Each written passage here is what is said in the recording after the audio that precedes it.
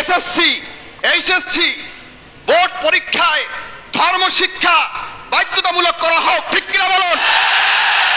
বাংলাদেশ শান্তিপ্রিয় মুসলিম দেশ, এদেশে কোনো জঙ্গিবাদের স্থান নাই, ঠিক কিনা বলুন? আমরা শান্তি চাই, ইসলাম নিয়ে বাঁচতে চাই।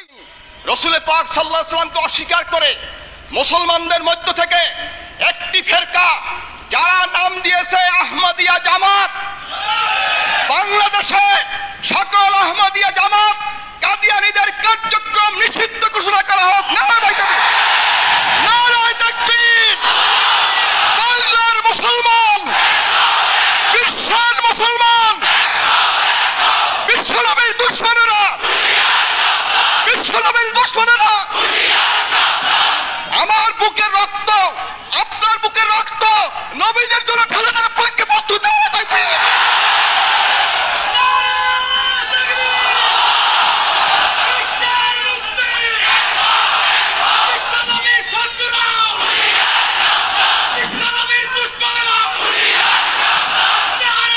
শুনুন হাজরিন, কারণ বিভিন্ন আমাদের দেশে সংখ্যালঘু আছে, হিন্দু আছে, বৌদ্ধ আছে, খ্রিস্টান আছে, স্বাধীনভাবে তাদের ধর্ম তারা পালন করবে, আমাদের কোনো বাধা নাই, ঠিক কিনা বলেন? যার যার ধর্ম সে স্বাধীনভাবে পালন করবে, কিন্তু মুসলমান নাম দিয়ে রাসূলুল্লাহকে অস্বীকার করবে, গোলাম আহমদ কাদিয়ানীকে নবী সাজাবে, মুসলমান সহ্য করবে না। কানা মুহাম্মাদুন আবা আহাদিম মির রিজালিকুম ওয়ালাকিন রাসূলুল্লাহ ওয়া খাতামান নাবিয়্যিন ওয়া কানা আল্লাহু বিকুল্লি শাইইন আলিমা। মুহাম্মদ সাল্লাল্লাহু আলাইহি ওয়াসাল্লাম তোমাদের কারো পুরুষদের পিতা নন, তিনি হলেন শেষ নবী, ঠিক কিনা বলেন? আল্লাহর ঘোষণা, লাউ কানা বাদি নাবিয়ান লাকানা ওমর, নবীজি বলেছেন আমার পরে যদি কেউ নবী হতো সে হতো ওমর। বলেন না সুবহানাল্লাহ। হাজরিন, আজকে আমি দাবি জানাচ্ছি, এখানে ডেপুটি স্পিকার সাহেব আছেন, আমাদের মন্ত্রী মহোদয় আছেন, ডিসি সাহেব আছেন, এসপি সাহেব আছেন, সাবেক এমপি সাহেব আছেন, গণশিবের এমপি সাহেব আছেন, আপনারা সবাই মুসলমান, ঠিক কিনা বলেন?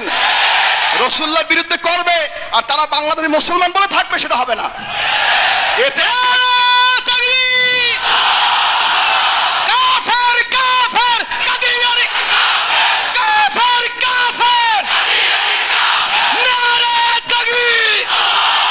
বিশ্বের মুসলিম, বিশ্বনবীর অপমান, নারায়ে তাকবীর।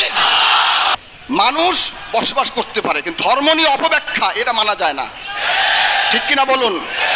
তারা থাক, এদেশে বসবাস করুক, নাগরিক হোক, আমাদের কোনো আপত্তি নাই, কিন্তু মুসলমান পরিচয় তারা দিতে পারবে না, মুসলমানই অপব্যাখ্যা করতে পারবে না। আল্লাহ পাক আমাদের এই দাবি পূরণ হোক, আমরা সেই দোয়া করি, বলেন আমিন। মাননীয় প্রধানমন্ত্রীর মাধ্যমে সংসদে বিল পাস করে কাদিয়ানীদেরকে অমুসলিম ঘোষণা করতে